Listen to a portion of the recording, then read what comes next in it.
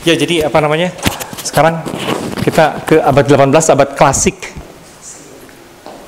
Yang suka disebut sebagai era klasik ya.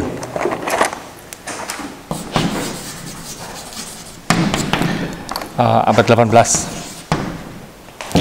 Jadi kita tahu ini adalah secara kultural disebut era Aufklärung, gitu. Aufklärung, Enlightenment, pencerahan.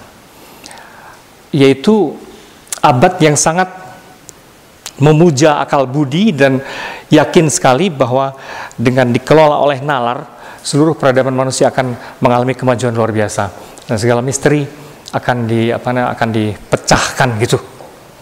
Dan di situ diyakini juga manusia akan mengalami persaudaraan antar sesama manusia pada tingkat global gitu ya.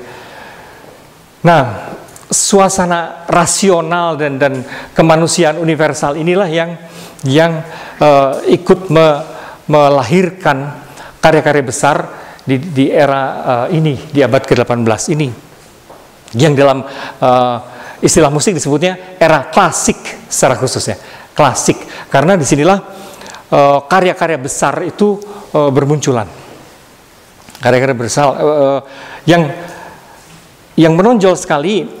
Karya besar itu berupa simfoni. Jadi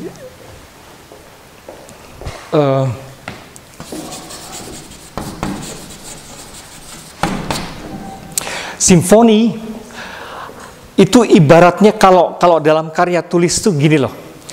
Kalau lagu-lagu pop itu ibarat cuman puisi pendek, gitu kan ya? Lagu pop pendek. Kalau konserto itu cerpen. Konserto itu gubahan musikal dengan berbagai instrumen dan chord segala macam, tapi relatif pendek gitu ya. Itu cerpen. Nah, simfoni itu novel. Gitu.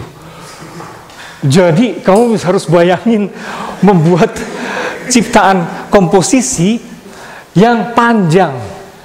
Komposisi yang panjang. Gitu. Jadi bukan cerpen, bukan apa, ini novel gitu loh.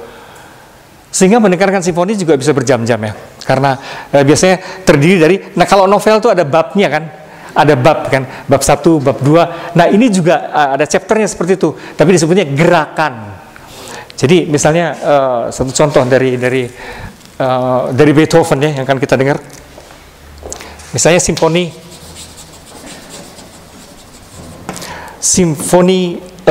ke-7.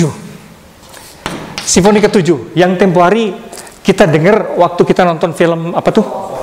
The Fall, simfoni ke-7. Nah, itu sebetulnya lengkapnya, karya keseluruhannya itu terdiri dari macam-macam gerakannya. Jadi misalnya yang pertama adalah poco sostenuto. Chapter pertama adalah itu. Gerakan yang kedua adalah allegretto.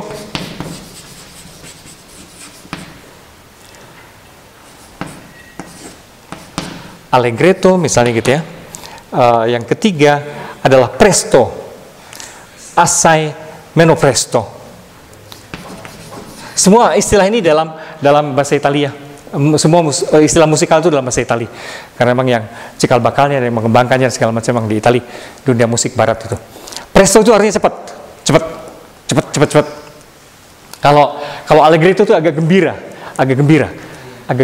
riang. Kalau poco sostenuto itu, poco itu sedikit ya, sostenuto itu sustain, sedikit ditarik-tarik, sedikit dibetot-betot. Kalau kayak langkah tuh, ya, gitu tuh. Poco sostenuto. Nah, terus keempat adalah klimaksnya adalah allegro. Klimaksnya adalah allegro. Misalnya seperti itu. Dan itu masing-masing lama sekali gitu. Mungkin 1,5 jam atau berapa gitu totalnya. Tidak gampang mendengarkan simfoni dan seringkali bahkan kalaupun nonton simfoni lama-lama ngantuk ya. Tapi kalau orang memang terbiasa begitu, seperti nonton wayang sih sebenarnya. Nonton wayang kan bisa semalaman juga kan. Itu juga karya besar sama itu. Wayang itu juga karya besar gitu ya. ya toh, bisa semalaman. Nah ini kurang lebih hampir seperti itu, memang tidak semalaman amat, cuman berapa jam gitu. Jadi ada babakan-babakan gerakan-gerakan, terdiri dari macam-macam gerakan. Yang akan kita dengar ini, kalau berhasil nanti itu menyalakan itu, sebenarnya ada yang jago operator, coba.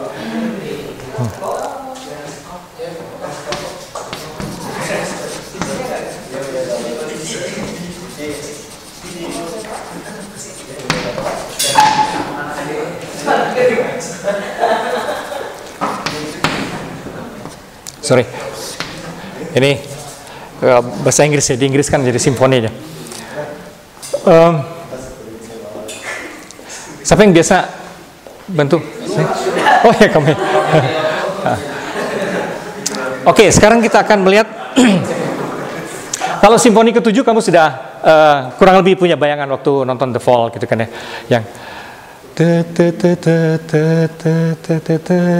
yang seperti itu ya.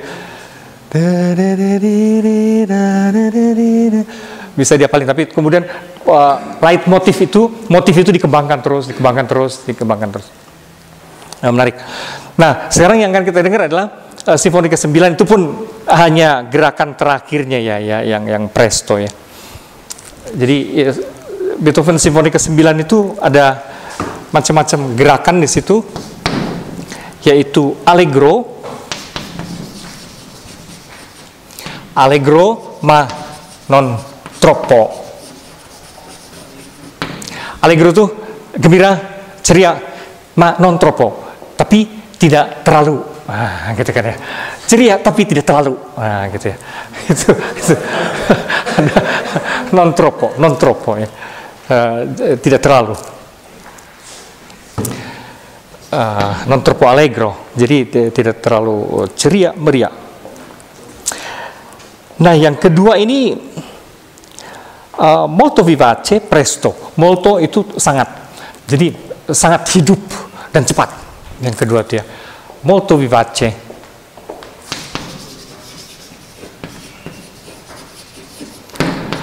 Very lively. Molto vivace and presto.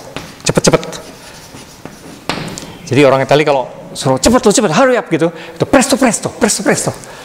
Gitu ya, cepet. Gancang sih ya. gitu kira-kira. Presto. Yang ketiga ini adagio. Ada gitu anggun lambat lebar, anggun lambat dan intens ya.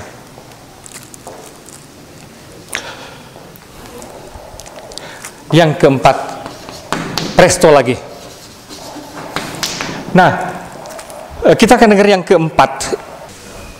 Kalau gitu teoritis aja dulu. Sambil nunggu ya.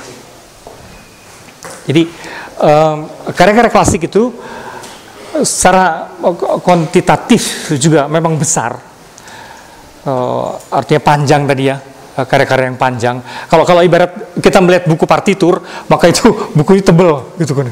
Buku partitur tebel sekali gitu. Ya kayak novel gitu jadinya. Tebel. Tapi juga eksplorasi harmoni dan segala kemungkinan musikalnya itu lebih rasional, lebih serius gitu kan ya. Dan karya-karya klasik ditandai oleh ini karakternya yang balance.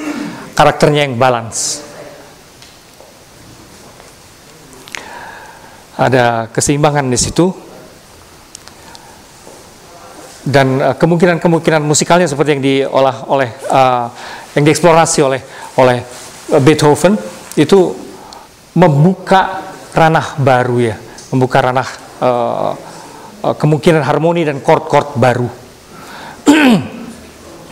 Di sini ada Beethoven, ada Mozart,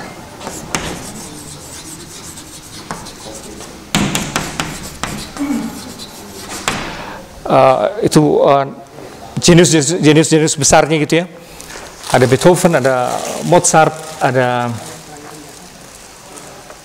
yang kan kita dengar itu. Tapi ada juga Schubert.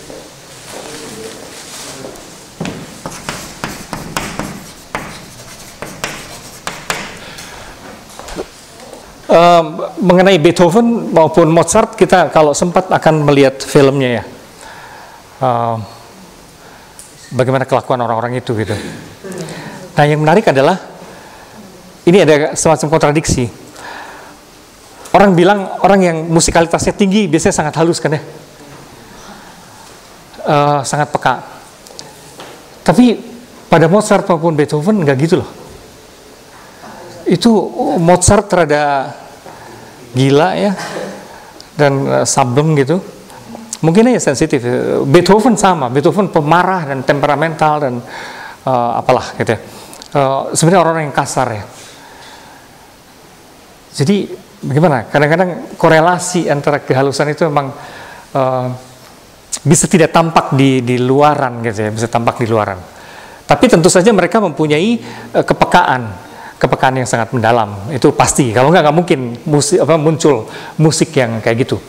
Tapi sebenarnya bukan hanya di bidang musik, hampir semua jenius di bidang apapun, di bidang filsafat, di bidang sastra, umumnya juga temperamental, gitu. Umumnya orang-orangnya aneh, gitu kan ya. Terus bukan hanya di bidang musik, di bidang apapun, pelukis-pelukis kayak Picasso segala macam itu juga sama, sableng gitu ya, sableng. Ya entah bagaimana lah gitu, sehingga kalau kita mau melihat korelasi antara musik dan kehalusan perilaku atau budi memang nggak terlalu bisa kelihatan langsung. Terus kita akan lihat Beethoven dan Mozart. Mozart jenius bahkan sejak muda ya, sejak kecil, sejak 14-an tahun sudah sangat brilian gitu. Ya, kita dengar dulu Beethoven, tapi yang ini, seseorang ini bisa membuat simfoni yang besar sekali dan agak melelahkan seperti mendengarkan simfoni. Nanti kalau berhasil kita akan dengarkan simfoni ke-9. Tapi dia juga bisa membuat sonata, gubahan kecil untuk piano. Nah, yang nomor ini, nomor 6. Ya, jadi dia sederhana kan, seperti ting ting ting, motif itu diulang-ulang itu, terus dihiasi terus dengan arpeggio tong tang ting ting tong tang ting ting gitu kan, itu tuh seperti itu. Nah, itu bagaimana itu dipadu dan divariasikan terus, dibelokin, dikasih modulasi dan sebagainya, itu simple tapi kebriliannya terletak di situ. Bagaimana yang sederhana itu tertata menjadi aneh dan langsung mencekam ya. Ini judulnya adalah Moonlight Sonata. Memang agak melo-melo ya.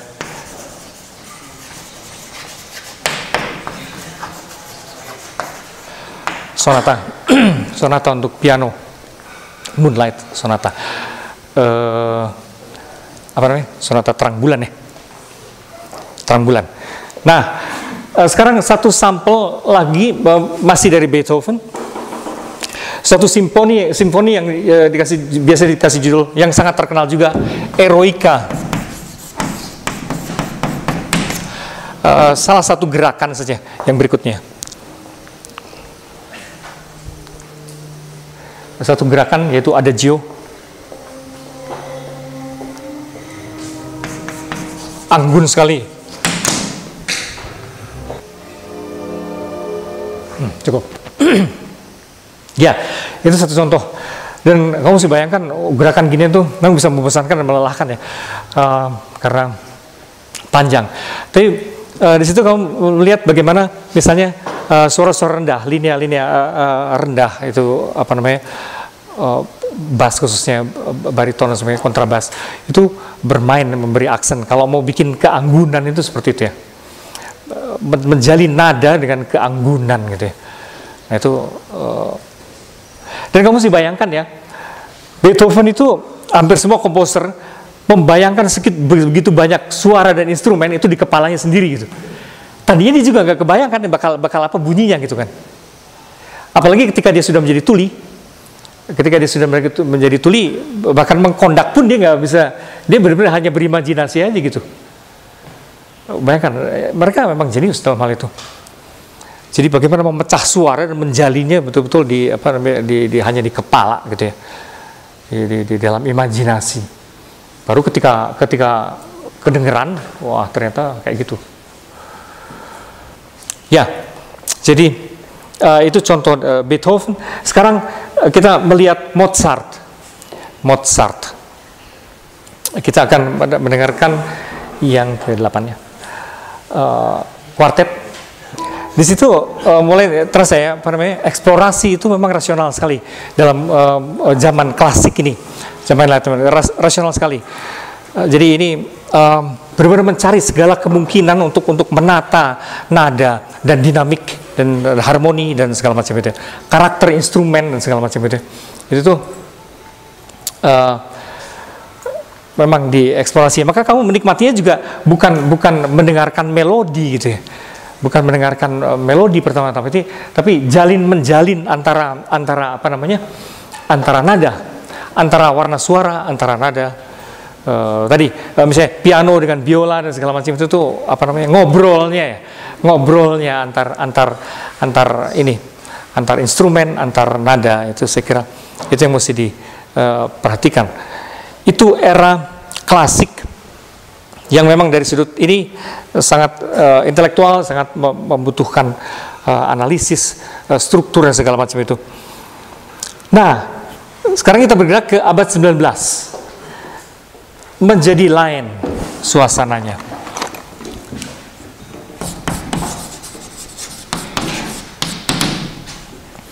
Abad 19, oke, ini era apa? Romantik, era romantik ya. Abad 19 ini romantik.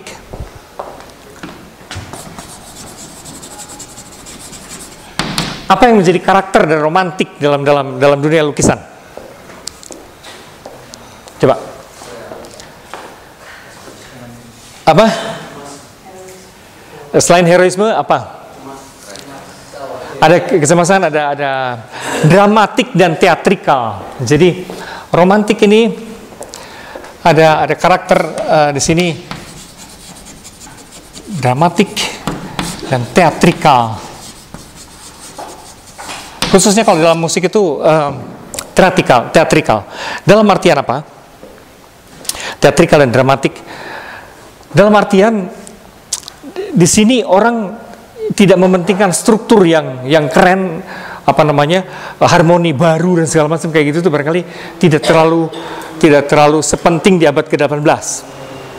Karena yang dipentingkan itu virtuositas dan aspek dramatiknya. Di sini ini virtuositas dan dalam beberapa hal agak berlebihan ya, agak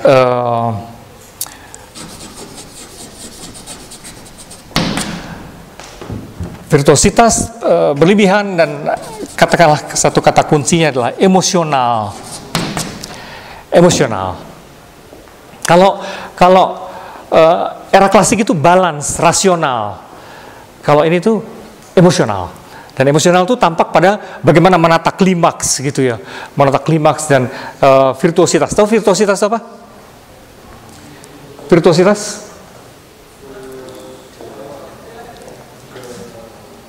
Apa? Nggak ada hubungannya dengan virtuoso. Virtuoso adalah kemampuan teknis yang gila-gilaan, yang sangat canggih. Kemampuan teknis yang sangat canggih, itu virtuoso. Nah, virtuositas adalah pamer keterampilan yang canggih gitu ya. Nah, satu contoh dari itu adalah kita ambil yang biasanya heboh sekali itu Franz Liszt.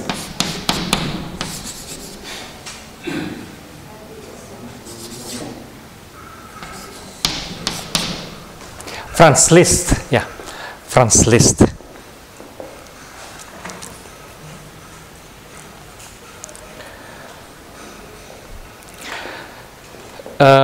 Kita dengar yang populer aja dulu, tapi di situ Traum, The Dream of Love ya. Itu bagaimana emosi itu ya, dari kelam datar gitu tiba-tiba menggelegak lantas benar-benar overacting gitu ya. Berlebihan itu seringkali maksudnya overacting, sekaligus karena pamer ini ya, pamer kecanggihan teknis gitu kan ya. Nah, sebagaimana satu motif di situ dikembangkan lantas sampai meledak sampai gimana gitu ya. Nah itu Liebestraum adalah satu contoh yang menarik mengenai itu. Ya, nomor 10 ya. 10. Perhatikan pelan-pelan bagaimana dinamiknya dan berlebihannya. Ya. Berasa nggak tadi overactingnya? Berasa kan overactingnya? Dari pelan, situ kayak ngamuk gitu kan, terus si ujungnya ya gitulah overacting. Kalau sebenarnya kalau karya-karya romantik khususnya dari Franz Liszt itu kalau ditonton untuk nonton konser untuk nonton konser selalu menarik karena heboh gitu kan ya, karena ada kontras dan berlebihan dan ada kecanggihan, itu selalu menarik gitu kan ya. Ya itu abad 19 romantik emosional. Ada satu contoh lagi sekarang dari nabi yang lain gitu ya. Chopin ya, Friedrich Chopin. Nah kita akan melihat sama overactingnya. Kalau yang tadi itu Liebestraum ya, jadi apa namanya, mimpi tentang cinta, impian.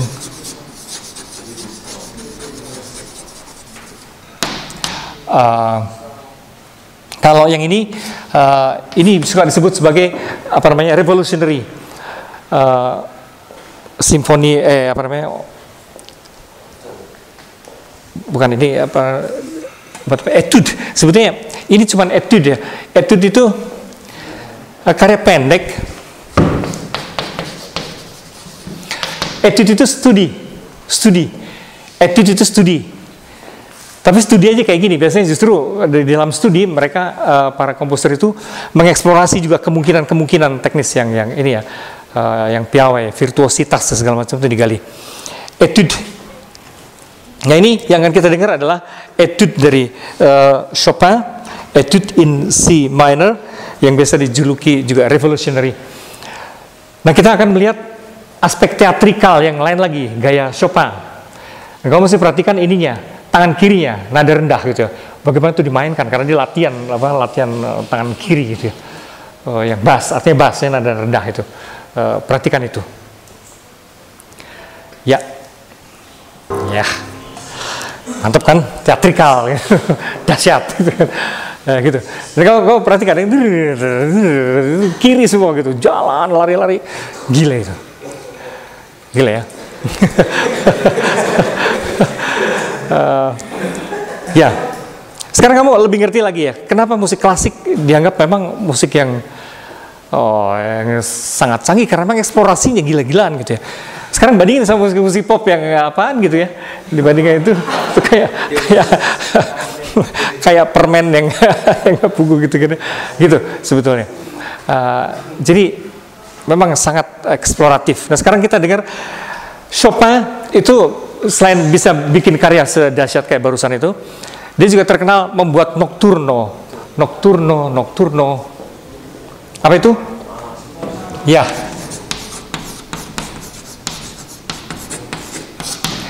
Nocturno, musik-musik malam yang menarik dan memang bisa gitu ya. Seperti cocok sekali untuk musik malam. Satu contoh nih. Ini satu contoh di mana dia bikin sangat lembut ya, dan sangat nokturnal gitu kan. Nokturnal ya. Malam gitu, dan ya, oke. Gitu ya. Agak lain dari yang tadi. Oke. Lalu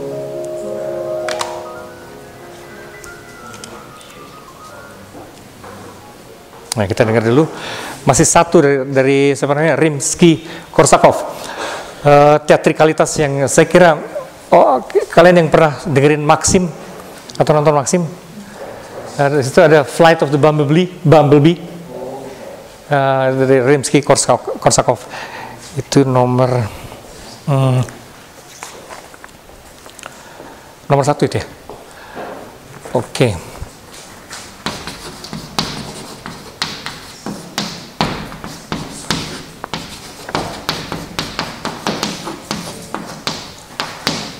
Rusia. Yang berikut ini adalah Flight of the Bumblebee. Kumbang yang terbangnya kumbang. Nah, kamu lihat di situ nanti semangat emosional tuh. Barusan waktu malam juga kan, emosi malam gitu kan ya. Itu nah, kamu mesti perhatikan bagaimana dia menata nada yang melukiskan kurang lebih emosi malam gitu ya. Itu nggak gampang loh. Oke, sekarang ya itu terbangnya kumbang seperti ilustrasi musik ya, film ya. Oke, stop dulu.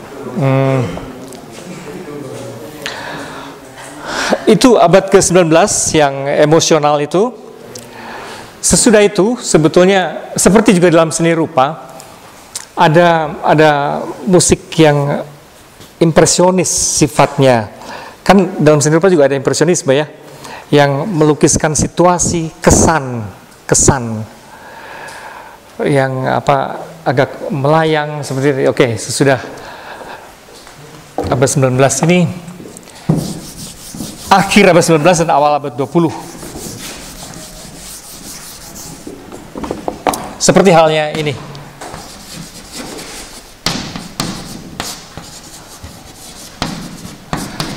Orang suka menyebutnya juga musik post-impresionis.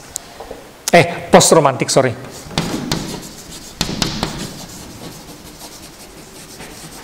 Post-romantik atau impresionis.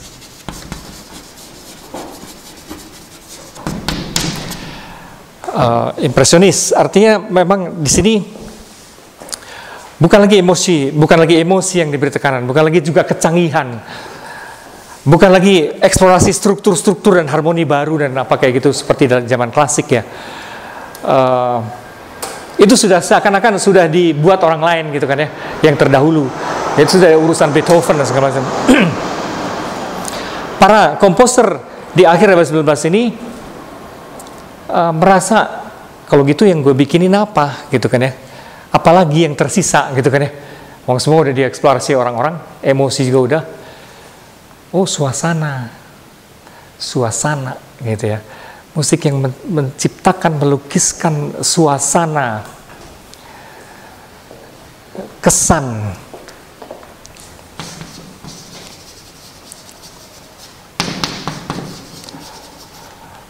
Kesan suasana, tapi juga yang tipikal pada mereka eksplorasinya tuh pada wilayah-wilayah yang kromatik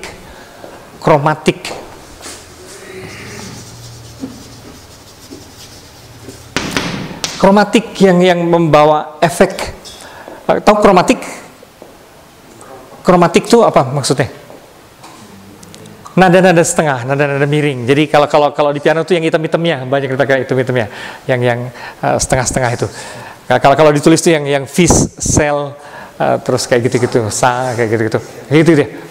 Nah, bagaimana itu dieksplorasi dan menjadi melahirkan apa ya? Aura musik atau suasana musik yang memang aneh gitu. Dibilang minor bukan minor. Kalau minor tuh langsung asosiasinya sedih gitu kan ya. Kalau mayor tuh asosiasinya gembira. Ini tuh enggak, itu di antara dua ini yang apa ya?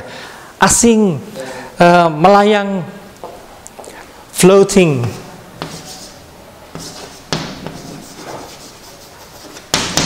Floating, apa namanya? Mengambang seperti nggak pernah mendarat gitu loh. Seperti nggak pernah mendarat gitu. Musik yang kesannya melayang seperti tidak pernah mendarat. Itu tipe-tipe Satu contoh misalnya adalah, oh masih yang tadi lagi, sorry, yang tadi lagi yang barusan. Nah, jadinya seperti ini. Berasa nggak sih floatingnya? Ya kan? Itu seperti apa gitu ya? Dan itu judulnya adalah reverie, sungai. Saya nggak tahu kalian bisa merasa nggak itu kesungaiannya gitu. tapi yang jelas bahwa floating, fleeting dalam bahasa Inggris kadang-kadang disebut juga ya, artinya benar-benar seperti nggak pernah mendarat gitu, kayak melayang terus gitu kan ya. Nah sekarang kamu mesti tebak. Yang berikut ini adalah karya dari Grieg, juga melukiskan suasana tertentu. Kalau tadi Debussy ya, dari mana tuh Debussy dari Prancis ya. Sebenarnya dia juga mempelajari musik Jawa dulu. Ada pengaruh dari musik Jawa. Debussy. Debussy. Nah sekarang Grieg. Oke, kita harap menebak, terutama yang sudah mulai ngantuk gitu kan ya. Wajib menebak ini kira-kira apa. Melukiskan suasana apa. Oke, konsentrasi ya. 13.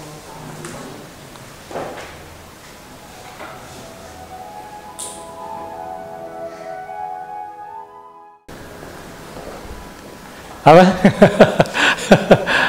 Ayo, come on.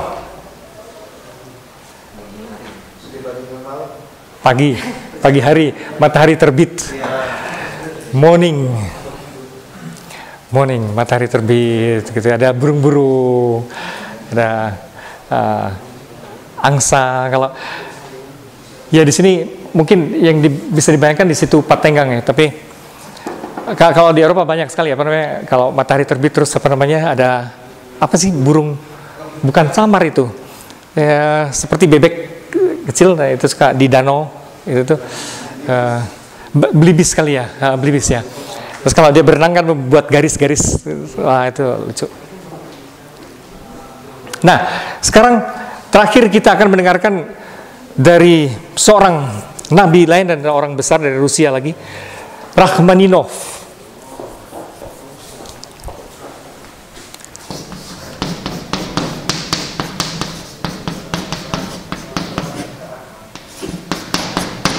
Rachmaninov, seorang impresionis lain yang mengesankan. Tapi ini yang ini cuman konserto aja. CD 1 nomor 13. Ini tidak dikasih judul suasana apa, tapi terserah dalam imajinasimu ini melukiskan apa, tapi konstruksi melodinya sendiri, floatingnya dan apa dramatiknya masih ada, enak. Ya, oke. Yang berikutnya nanti kita minggu depan. Saya kira kita sebaiknya nonton dulu ya. Nah, minggu depan kita akan nonton saya kira Mozart dulu. Habis itu kalau nggak Beethoven ya, lihat aja nanti.